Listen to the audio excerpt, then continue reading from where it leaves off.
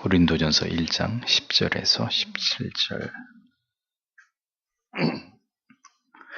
함께 읽겠습니다. 형제들아, 내가 우리 주 예수 그리스도의 이름으로 너희를 권하노니 다 같은 말을 하고 너희 가운데 분쟁이 없이 같은 마음과 같은 뜻으로 온전히 합하라. 내 형제들아, 글로에의 집 편으로서 너희에게 대한 말이 내게 들리니 곧 너희 가운데 분쟁이 있다는 것이라. 이는 다름 아니라 너희가 각각 이르되 나는 바울에게, 나는 아볼로에게, 나는 게바에게, 나는 그리스도에게 속한 자라 하는 것이니 그리스도께서 어찌 나뉘었느냐? 바울이 너희를 위하여 십자가에 못 박혔으며 바울의 이름으로 너희가 세례를 받았느냐? 그리스보와 가이오 외에는 너희 중에 아무에게도 내가 세례를 주지 아니한 것을 감사하노니 이는 아무도 나의 이름으로 세례를 받았다 말하지 못하게 하려 함이라. 내가 또한 스데바나 집 사람에게 세례를 주었고 그 외에는 다른 아무에게 세례를 주었는지 알지 못하노라. 그리스도께서 나를 보내심은 세례를 주게 하려 하심이 아니요 오직 복음을 전케 하려 하심이니 말의 지혜로 하지 아니함은 그리스도의 십자가가 헛되지 않게 하려 함이라. 아멘. 기도하겠습니다. 아버지 하나님 감사합니다. 세상이 돌아가는 모습을 보면 아무런 소망이 보이지 않고 또 하나님 우리에게 어떤 위기가 다가오고 있는지조차도 우리는 알지 못한 채로 살아갈 수밖에 없는 하나님, 우리는 그러한 무지하고 연약한 존재인 것을 오늘도 하나님 앞에 고백할 수밖에 없습니다. 천지 만물을 창조하시고 역사의 흥망성쇠를 주관하고 계시는 모든 것이 그 하나님의 손아귀에 달려있음을 우리는 알고 있습니다. 참으로 하나님께서 어떤 역사를 이제 우리의 미래 가운데 펼쳐가실지 우리가 알 수 없으나 참으로 우리의 마음에 깊은 탄식과 또 무거운 마음이 있는 것은 이 민족이 도무지 하나님 앞에 돌이킬 줄 모르고 또 하나님의 사람들조차도 하나님 앞에 부복하여 회개의 눈물을 흘리며 이 민족을 불쌍히 여겨주시기를 기도치 않는 이 상황이 너무나도 우려스럽고 우리로 하여금 참으로 탄식을 자아내게 하는 그런 상황인 것을 고백합니다. 부디 하나님, 이 말씀을 오늘도 하나님의 말씀을 들은 우리들만이라도 하나님의 마음을 가지고 주님 부디 깨어있게 하시고 그리고 이 나라와 이 민족을 위하여 하나님 앞에 기도하는 기도의 사람들 되도록 하나님 도와주시옵소서. 내 방백들은 패역하여 도적과 짝하며 다 뇌물을 사랑하며 사례물을 구하며 고아를 위하여 신원치 아니하며 과부의 송사를 수리치 아니하는도다. 멸망당할 이스라엘 백성들을 바라보며 이사야는 이렇게 탄식했습니다. 그 시대 그 모습이 어쩌면 이렇게도 이 시대 그대로 재현되고 있는지 참으로 두려운 마음으로 때때로 하나님의 말씀을 보고 읽고 느끼게 됩니다. 역사는 반복되고 있고 성경에 일어났던 하나님의 징계와 심판은 또 민족적으로 한 시대 가운데 한 나라에게 나타날 수 있다는 사실을 우리는 왜 깨닫지 못하고 있는 것인지 부디 하나님 오늘도 하나님의 말씀을 들을 때 다시 우리의 마음이 뜨거워지게 하시고 이 밤에도 간절히 하나님 앞에 우리 자신의 믿음과 그리고 이 나라를 위하여 기도하는 밤이 되도록 주여 도와주옵소서. 모든 서교 장로교회 성도님들 영적으로 깨어있게 하시고 어디서 무엇을 하든지 우리가 하나님 앞에 지금은 기도해야 될 때라는 사실을 기억하여 기도의 불을 밝히는 하나님의 사람들 되도록 붙잡아 주옵소서. 이 시간에도 은혜 주시기를 원하오며 예수님 이름으로 기도합니다. 아멘. 십자가가 헛되지 않게 하려 함이라, 이런 제목으로 고린도전서 강의를 이어갑니다. 신자는 이 세상으로부터 부르심을 받아서 예수 그리스도 안에서 그리스도와 함께 깊이 교제하고 그리스도와 연합할 수 있도록 허락받은 특별한 존재입니다. 이는 하나님께서 그 사랑하시는 백성들에게 베풀어 주신 최고의 축복이고 은총이 아닐 수 없습니다. 아들 안에서 평강과 안식과 기쁨을 얻으면서 더 그리스도와 연합할수록 영생을 소망하게 되고 세상을 이기는 믿음으로 살아갈 수 있는 이런 은혜를 받은 사람들이 그리스도인들입니다. 바울은 이 같은 특권과 은혜가 우리에게 고린도 교회 성도에게 있음을 밝히면서 이러한 지식과 진리를 깨달았으면서도 이제 고린도 교회 안에 일어나고 있는 교인들의 심각한 문제들에 대해서 질타하고 훈계하고 책망하기 시작합니다. 10절을 보면 형제들아 내가 너희를 권한다. 우리 주 예수 그리스도의 이름을 통하여 너희 모든 자들이 동일한 것을 말하고 너희 중에서 분열들이 있지 않도록 오히려 너희가 동일한 마음과 동일한 의향 안에서 완전하게 있도록 이렇게 직역이 됩니다. 자, 본문을 잘 보십시오. 유사한 표현들이 보이시죠? 같은 말, 같은 마음, 같은 뜻, 이 세 단어입니다. 우리 주 예수 그리스도의 이름으로 너희를 권하노니 다 같은 말을 하고 또 저 뒤에 같은 마음과 같은 뜻으로 온전히 합하라. 그러면 예수 그리스도를 통해서 하나가 되기 위해서는 뭐가 같아야 된다는 거죠? 같은 말, 같은 마음, 같은 뜻, 그것입니다. 같은 복음과 진리를 말하고 그 같은 진리 안에서 모두 같은 마음을 품고 그리고 같은 뜻을 추구한다면 결코 교회와 신자는 분열될 이유가 없다라는 그런 말입니다. 그런데 같은 말을 하지 않고 같은 마음을 품지 않고 같은 뜻을 추구하지 않으니 교회는 사분오열된다는 거죠. 같은 복음과 진리를 말하고 그 같은 진리 안에서 모두 한 마음, 한 뜻을 추구하는데 왜 교회가 분열이 되겠습니까? 그 교회는 완전한 그리스도의 몸을 이루면서 온전히 연합된 공동체를 이룰 수 있을 것이라는 거죠. 그런데 교회가 분열이 될 때 일어나는 가장 큰 문제는 뭐냐? 바른 진리 안에서 같은 말이 아니라 서로 각각 다른 복음을 주장하면서 다른 말들이 난무하게 되는 거죠. 자, 그로 인해서 각각 마음이 나뉘어지게 되고 결국 각각 다 다른 뜻을 추구하게 되는 이런 문제들이 생긴다는 것입니다. 왜 이런 문제가 발생할까요? 모든 지체들이 오직 진리에만 천착하고 성경 안에서 바른 믿음을 갖고 성화에 진력하는 일에만 매진하면 되는 것입니다. 그런데 바른 진리와 복음에는 관심이 없고 진리처럼 보이나 진리가 아닌 다른 가치에 현혹되어서 마음들이 움직이게 될 때 성도들은 이제 다른 말들을 서로 하게 되고 결국 그로 인해서 마음이 다 갈라지게 되고 뜻이 모두 나뉘어져 버리는 이런 일들이 일어나게 된다고 성경은 우리에게 말하고 있는 겁니다. 진리에서 시선이 멀어지고 십자가의 복음에 대해서 마음들이 식어질 때 결국 다른 사소한 중요하지도 않은 문제들에 걸려서 넘어지게 되고 그것 때문에 분쟁과 갈등이 일어나고 신앙의 뿌리조차 흔들려 버리는 본질이 아닌 문제로 인해서 서로 갈등하게 되고 마음과 뜻이 다 이렇게 갈라져 버리는 이런 일들이 얼마든지 일어날 수 있다는 거예요. 이것이 마귀가 노리는 바라는 겁니다. 어디서요? 교회 안에서요. 그래서 교회가 자꾸 복음이 아닌 것에 치우치는 겁니다.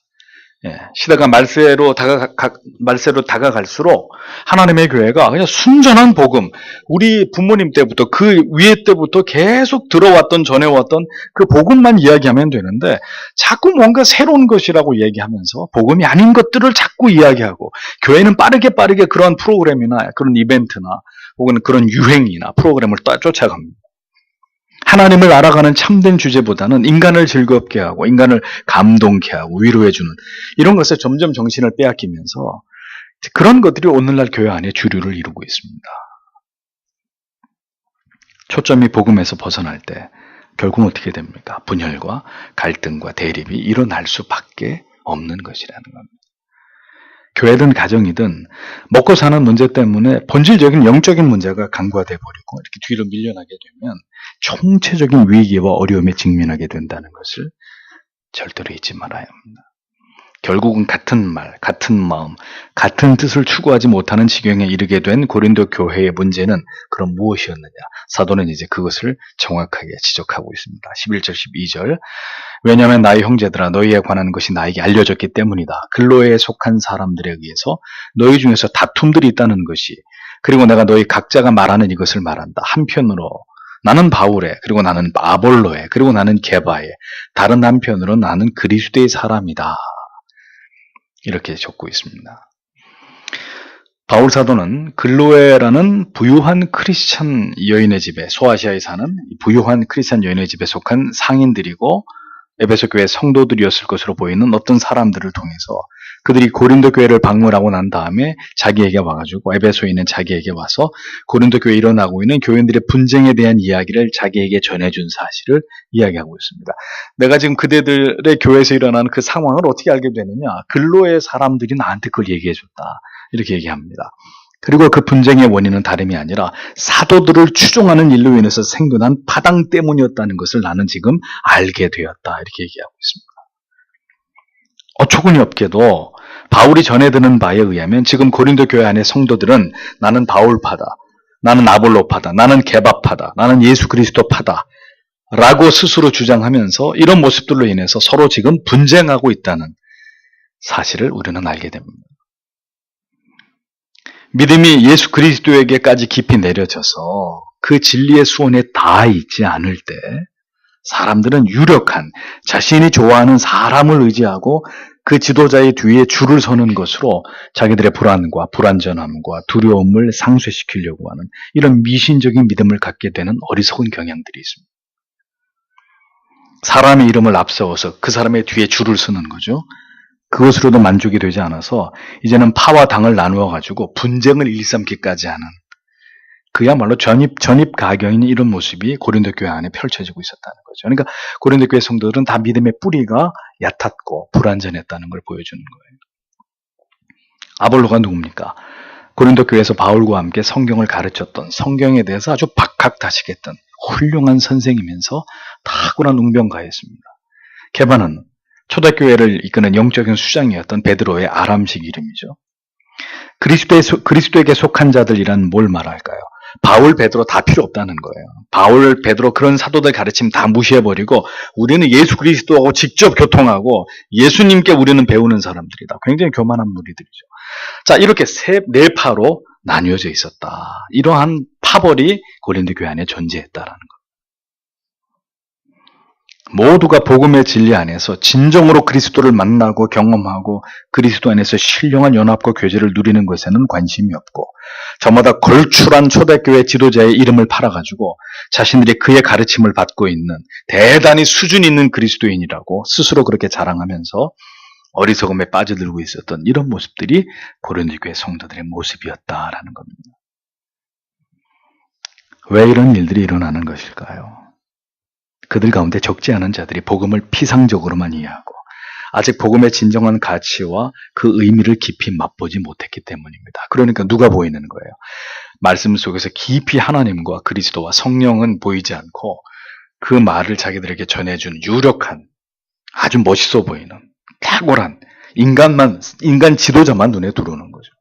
그래서 그 사람을 붙들기로 한 거예요. 언제나 가장 중요한 진리에 도달하지 못한 사람들과 그리스도를 인격적으로 깊이 경험하지 못한 자들이 신앙의 변두리의 문제들에 대해서 집착하고 그런 문제들로 인해서 불필요한 분쟁과 다툼을 낳게 되는 경우들을 봅니다. 그래서 종교 생활만큼 위험한 게 없는 거예요. 진리를 깊이 경험하지 못한 채로 십자가 주변만 맴도는 그런 어떤 신앙의 허접함은 이렇게 정돈되지 않은 무지한 신앙으로 모두 다 이렇게 들통나게 돼 있어요. 진리의 본질을 쫓지 못하고 바울을 쫓아가고 게바를 붙들고 아볼로를 붙들고 다 필요 없다. 나는 예수면 된다. 굉장히 거만한, 전부 다 이렇게 따로따로 놀고 있는 아주 참 어린아이 같은 이런 모습들로 결국 고린도 교회 성도들의 그 신앙의 실체가, 단면도가 그대로 이렇게 드러나고 있었다는 거예요. 모든 교회 안에서 일어나는 분쟁은 진리의 본질이 무너지고 약화될 때 일어나게 되는 일들입니다. 고린도 교회는 복음이 약화되고 있었습니다. 그러하기에 이러한 분쟁이나 은사의 문제, 성도 간의 고소 문제, 성도 안의 음행의 문제, 이런 악한 일들이 교회 안에 판을 치고 있는 이런 상황이었던 것을 보게 됩니다. 십자가의 구속의 은혜와 사랑에 대한 감격이 사라질 때 그 자리에 일어나는 것들이 이런 온갖 종류의 분쟁과 갈등과 추악한 죄들 뿐이라는 거죠. 어디가요? 교회가 그렇다는 거예요, 교회가. 교회라는 곳도 예외가 아니라는 겁니다. 성도의 가정이나 성도가 모인 교회조차도 예외가 아니고 이러한 일들이 반드시 반복될 수밖에 없다는 겁니다. 복음을 통한 감화와 감동이 사라진 차가운 가슴들은 이제 진리가 아닌 유치한 문제로도 서로 분열을 일삼는, 서로 각을 세우면서 대립하게 되는 이런 자들이 될 수 있다는 거예요. 신자라는 이름 달고 목사라는 이름 달고 아주 추악하게 싸우는 거예요. 추악하게. 새로 짓는 예배당 시설에 탁구장을 만들어주지 않았다는 이유로 탁구를 좋아하는 교회 남자 집사님들이 교회를 다 떠나버리는 이런 말도 안 되는, 이런 웃지 못할 이런 일들이 일어난단 말이죠. 그게 여러분 이해가 되십니까? 네? 그러면 축구 좋아하는 사람이 위해서 교회가 축구장 만들어줘야 되고, 테니스 좋아하는 사람 테니스 코트 만들어줘야, 헬스 좋아하는 사람 그 헬스장 만들어줘서 교회에서 맨날, 이게 말이 되는 얘기입니까? 그러니 얼마나 우스꽝스러워요. 이렇게 얘기를 해도 얼마나 이게 웃기는 얘기들이냐 말이죠. 근데 그런 일이 버젓이 일어나는 거예요. 교회 안에서. 실제로. 참된 복음과 진리가 소멸된 교회에서 일어나는 일들은 언제나 고린도 교회가 보여주듯이 결국 당과 파를 만들고 분열하고 분쟁하고 이런 일들입니다.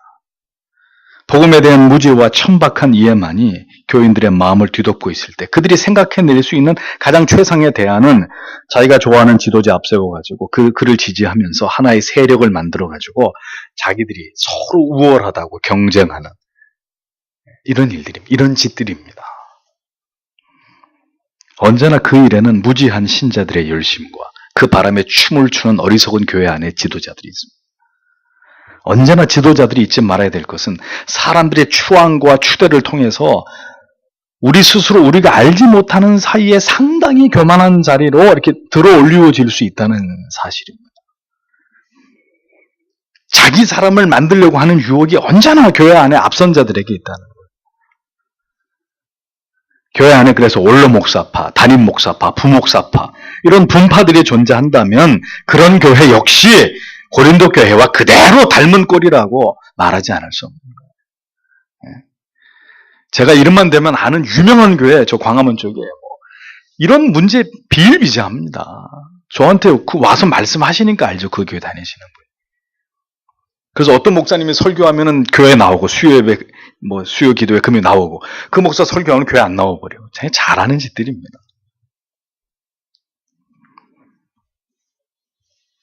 올바른 신학의 전통과 신조와 교리를 배우고 익히고 훌륭한 신앙의 선조들이 남긴 탁월한 신앙에 도움이 되는 지식을 섭렵하는 거 좋은 일입니다.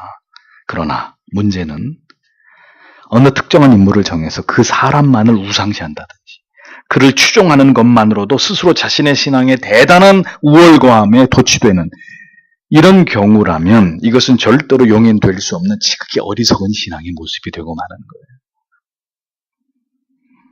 켈빈이 아마 자기의 이름을 따서 후세대 사람들이 켈빈이즘, 칼빈주의라는 말을 지어낼 것을 알았다면 관 뚜껑 열고 다시 나왔을지도 몰라요. 진짜. 제발 그런 짓 하지 말라고. 진리를 알기보다는 탁월한 신앙의 위인들과 그들이 쓴 책 제목을 줄줄이 꿰는 것만으로 자기를 돋보이게 하려고 하는 자들 SNS에 많아요. 페이스북에. 또 겸손히 배우고 익혀야 될 많은 신앙의 위인들이 우리에게 남겨준 보고들을 다 깡그리 무시하고 나는 예수만 믿으면 돼. 나는 성경만 읽으면 다 알아. 성경이면 그만이야. 이런 옹졸한 생각을 가진 사람들 똑같아요. 전자나 후자나 둘 다 바람직한 신자의 모습이 아니에요. 그러니까 이런 현상들이 이미 고린도 교회 안에 있었다는 겁니다. 모두가 진리를 경험하지 못하고 수박 겉만 핥고 있는 격입니다. 이러한 신앙은 중대한 오류에 빠질 수 있는 아주 위험한 신앙이라는 거죠. 개혁 교회를 세워나가는 많은 교회들이 지금 혼란 속에 빠져들고 있습니다. 개혁 신앙의 올바른 전통과 정신에 대해서는 무지하기 때문에 여전히 어떤 특정한 형식을 이렇게 가져와서 유럽에 있는 교회들 그걸 이렇게 가져와서 접목시키고 적용하는 나름대로의 줄서기에 분주합니다. 영미 청교도 신앙이다. 화란 개혁주의 전통이다. 캐나다 개혁교회, 오르토독스 교회 전통이다. 뭐 등등의 막 가져와서 나름대로 줄서기를 한단 말이죠. 난무하고 있습니다. 그래서 네가 옳은 교회니 개혁교회 아내들끼리 자기네들끼리도 싸우고 네가 옳으냐 내가 옳으냐 너희 예배가 옳으냐. 조나단 에드워즈 컨퍼런스하고 뭐 헤르만 바밍크 강독회 다 좋습니다. 그러나 제발 맹목적인 추종으로 끝나지 않았으면 좋겠습니다. 그 아는 것으로 교만하거나 거만한 우월주의에 빠지는 그런 신앙이 되지 않기를 바랄 뿐입니다. 또 다른 폐단이 일어나고 있는 거예요. 개혁교회 안에서. 사도는 자연스럽게 이제 고린도 교회의 유력한 지도자들을 중심으로 일어난 파당과 분쟁의 문제가 세례에 이르기까지 심각하게 왜곡되고 확대되고 있는 문제에 대해서 우려를 드러내고 있습니다. 그 내용이 13절에서 15절입니다. 그리스도께서 나눠져 오셨느냐? 바울이 너희를 위하여 십자가에 못 박혔느냐? 혹은 바울의 이름으로 너희가 세례를 받았느냐? 내가 하나님께 감사한다. 내가 그리스도와 가이오를 제외하고 너희 아무에게도 세례를 베풀지 않는 것을, 너희가 나의 이름으로 세례를 받았다는 것을 누군가 말하지 않도록 이렇게 기록되어 있습니다. 바울은 사도들을 중심으로 파벌을 형성하고 분쟁을 일삼고 있는 고린도 교회 성도들을 훈계하면서 질타합니다. 그러면서 어떻게 그리스도의 복음이 내 조각이 될 수 있느냐? 바울이 다그칩니다. 어떻게 그대들은 지금 어떤 사도가 전한 그리스도가 더 권위적이고 더 옳은지를 가지고 지금 분쟁하고 있는 것이냐? 어떻게 그리스도께서 각각 다른 복음을 각각의 다른 사도를 통해서 전하실 수 있느냐? 어떻게 그게 가능한 일이냐? 라고 사도는 질문합니다. 그러니까 이런 말을 사도가 하고 있다는 것은 그만큼 고린도 교회 성도들의 신앙의 수준이 어린아이 같기 이를 데 없음을 보여주고 있는 것이죠. 고린도 교회 성도들은 자신들이 상당한 수준의 신앙을 가지고 있다고 믿고 지극히 어리석은 자가당착에 빠져 있었습니다. 그들은 자기들이 추종하는 인물들 뒤에 줄서기를 하면서 신앙의 우월성을 드러내고 있었고 자기들이 가지고 있는 은사들을 막 뽐내고 있었습니다. 그들 자신의 믿음이 스스로 생각하기에 대단하다고 여기고 있는 그런 자들이 고린도 교회 성도들이었습니다. 실상 속을 확 뒤집어 보면 정말 어린아이 같은 유치한 그런 신앙인데도 그것이 바로 그들이 얼마나 무지한 자들이고 결코 바른 믿음의 기초가 놓여있지 않은 자들이라는 걸 보여주는 명백한 증거가 되는 거죠. 빈수레가 요란한 법입니다. 그때나 지금이나 바른 진리의 복음에 깊이 심취하고 그 진리의 거울을 통해서 자기를 똑바로 들여다볼 수 있는 그런 참된 믿음과 은혜가 있는 사람들은 조용히 겸손하게 예수 믿습니다. 절대 자기 드러내지 않습니다. 늘 하나님 앞에 엎드려서 진리를 알아가고 또 자기에게 적용하고 또 하나님 앞에 회개하고 자기가 깎여지는 것을 기뻐하면서 그렇게 합니다. 그렇게 하나님 신앙합니다. 근데 그렇지 않은 사람들 종교 노름하고 있는 거예요. 교회 다니면서 종교 놀이 하는 거예요. 완장 차고 교회에서 이렇게 봉사하는 재미로 뭐 회장 뭐 이렇게 감투놀이 같은 거 그런 거 즐기고 앞에 나가서 간증하고 나 이렇게 잘 됐다 나 이렇게 성공했다 하나님이 복 줬다 이런 거 뽐내는 거죠. 그런 이제 재미삼아 교회 다니. 그들은 스스로 뭔가를 많이 안다고 생각하고 있었지만 실상은 전혀 아무것도 알지 못하고 있고 그들이 안다고 믿는 것들조차도 모두 그릇된 것일 뿐임을 사도를 통해 다 이렇게 탄론하고 있는 거죠. 언제나 내 마음대로 우리가 생각하기에 옳은 대로 믿는 믿음이 가장 위험한 믿음이라고 수도 없이 말씀드렸습니다. 바울은 왜 어리석게도 사람을 추종하는 문제에 대해서 자신이 내가 지금 십자가에 못 박혔느냐 너희가 내 이름으로 세례를 받은 것이냐라고 고린도 교회 성도들을 아주 무시하는 투로 얘기합니다. 도대체 무슨 생각으로 그렇게 하느냐 이거죠. 내가 그대들을 위해서 십자가에 죽었느냐? 내가 내 힘으로 그대들에게 세례를 줬느냐? 어떻게 그렇게 사람을 추종하고 그렇게 어리석은 믿음을 따라갈 수 있느냐? 아주 그들을 깔보는 듯이 지금 사도가 막 퍼붓고 있는 겁니다. 그만큼 그들이 자기들의 어리석은 생각을 사도가 깨닫기를 바라고 있었던 거죠. 고린도 교회 무지한 교인들이 추종하는 사도는 모두 사람이고 그리스도와는 비교 불가의 미천한 존재일 뿐이라고 사도는 이것을 상기시킵니다. 너희들이 믿는 믿음의 대상이 도대체 누구인지를 올바로 직시하라고 사도는 목소리를 높이고 있습니다. 여러분, 사도의 마음을 알겠습니까? 이 바울 사도의 마음이 어떻겠어요, 지금? 그리스도의 복음을 전파했고 그 복음을 듣고 믿었기 때문에 모두 고린도 교회의 신자가 된 자들이었습니다. 그런 자들이 참된 신자로 도무지 믿어지지 않는 일들을 교회 안에서 벌이고 있었어요. 자기가 세운 교회고 믿음 안에서 잘 자랄 줄 알았는데 들려오는 소리가 이렇게 엉망진창, 사도는 억장이 무너졌을 겁니다. 그렇게 복음을 전하고 복음을 영접했기 때문에 세례까지 주고 신자가 되게 했건만 이제 그들이 하고 있는 짓들은 어리석기 이를 데 없는 그런 행동들을 하고 있었다는 거죠. 여러분, 이렇게 지상교회는요, 불완전하고 오류가 있을 수 있다는 것을 기억하셔야 합니다. 아무리 정상적으로 절차를 밟아서 교인이 되었다 하더라도 그들의 신앙의 진위는 오직 하나님만이 아실 뿐입니다. 진실로 세례를 받고 신자가 되고 집사가 되고 장로가 되고 목사가 되었어도 그 신앙이 하나님이 보시기에 진실로 성경에 입각한 올바른 믿음인지 지극히 인본주의적이고 세속적인 어리석고 미련하기를 데 없는 사람의 생각과 판단을 따르는 믿음인지는 두고 봐야 하는 거예요. 그 사람이 어떤 신앙의 노선을 따라서 어떤 신앙을 가지고 어떻게 살아가는지를 봐야 하는 거예요. 고린도 교회를 보십시오. 참으로 갈수록 태산인 상황이 전개되고 있습니다. 사도는 그리스도와 가이오 외에 누구에게도 나는 내가 직접 세례를 준 일이 없다. 그 사실을 난 지금 굉장히 감사한다. 이렇게 얘기합니다. 그리스도는 고린도 지역의 유대 회당의 회당장이었습니다. 고린도 교회의 첫 회심자 중에 한 사람이었습니다. 가이오는 바울과 고린도의 온 교회에 교회를 위해서 자기의 처소를 제공했던 아주 초창기의 회심자 중에 한 사람이 가이오였습니다. 바울은 초기 회심자들 가운데 지도자 몇 사람에게만 세례를 주었을 뿐 나머지 성도들의 세례는 다른 사역자들에게 맡긴 것으로 보여집니다. 왜 그랬을까요? 이미 사도는 이러한 문제가 일어나리라는 것을 예측했을지도 모릅니다. 모든 성도들이 자기에게 세례를 받게 될 때 필시 자기를 추종하고 자기를 떠받치게 될 것이라는 것을, 예수 그리스도는 온데간데 없고 우리는 바울 사도님에게 세례를 받았어. 응? 누가 그러더라고요. 조영기 목사님한테 자기 세례 받았다고 해서 어쩌라고요, 그래서. 응? 그게 뭐 대단한 일이라고 어쩌라고요, 그래서. 그 사도가 그런 것들을 간파했는지 모르겠습니다. 그는 의도적으로 자기가 세례줌을 피하고 자기는 예수 복음을 전하는 일에만 온전히 집중하고 헌신했다. 참 지혜로운 사도가 아니었느냐 이런 생각을 해봅니다. 영적인 지도자는 자기의 행동 하나까지 교회와 성도들에게 어떤 영향을 미칠지를 생각하는 지혜가 필요합니다. 지금의 목회자들은 어떻습니까?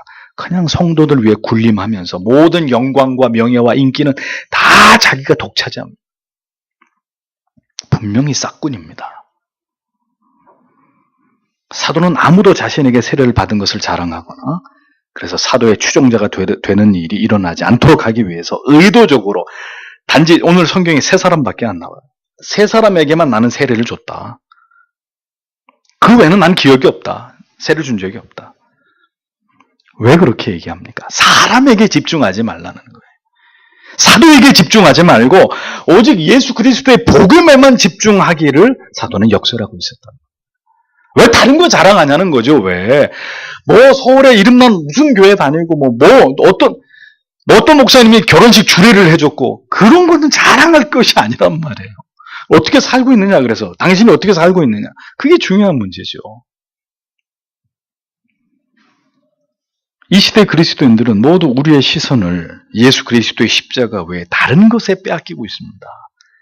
예수 그리스도의 복음 외에 어떤 유력한 설교자의 설교나, 혹은 어떤 서적이나 탁월한 저자가 쓴 서적이나 혹은 어려운 교리서들을 붙들고 씨름하고 있습니다. 왜 그렇습니까? 자기들의 신앙의 우월성을 뽐내고 싶기 때문이에요. 다 빈 껍데기 같은 신앙이에요. 칼빈주의, 개혁주의, 청교도 그거 몰라도 구원받습니다. 오직 예수 그리스도의 십자가의 복음이면 충분합니다. 복음을 알고 다른 깊이 있는 신앙의 지식을 아는 것은 유익합니다. 그것은 얼마든지 그렇게 해야 될 일입니다. 그러나 그것을 모른 채로, 그 복음의 핵심을 모른 채로, 나는 누구도 알고 어떤 목사님도 알고 어떤 신학적 무슨 책 읽었고 무슨 교리 다 마스터했고, 그런 거 스스로 자부하고 자랑하는 거 전혀 올바른 믿음 아닙니다. 그러다가 문제 생기면 내가 언제 그렇게 그런 믿음을 가졌었나, 그리고 그냥 세상으로 가버리잖아요. 그게 무슨 의미가 있냐. 개혁교회라 하는 곳에서 점점 사변신학과 지식주의의 건조한 바람이 불고 있습니다. 십자가에 대한 감격과 체험은 부재하면서 무슨 교리 공부했고 무슨 책 읽었고, 이런 것들이 중요한 이슈가 되는 폐단과 병적인 현상들이 일어나고 있습니다. 어리석은 일입니다. 개혁교회 목사님들이 정신 차리셔야 돼요. 그거 아니라고 얘기해야 됩니다. 이제는. 또 다른 우려할 일들이 일어나고 있는 거예요. 자꾸 지식으로만 사변화되는 거예요. 신앙 자체가. 기도하라 그러면 기도에 대한 책을 보고, 성경 읽으라 그러면 성경에 관련된 책을 읽고 성경은 안 보고, 이런 문제가 생기는 거죠.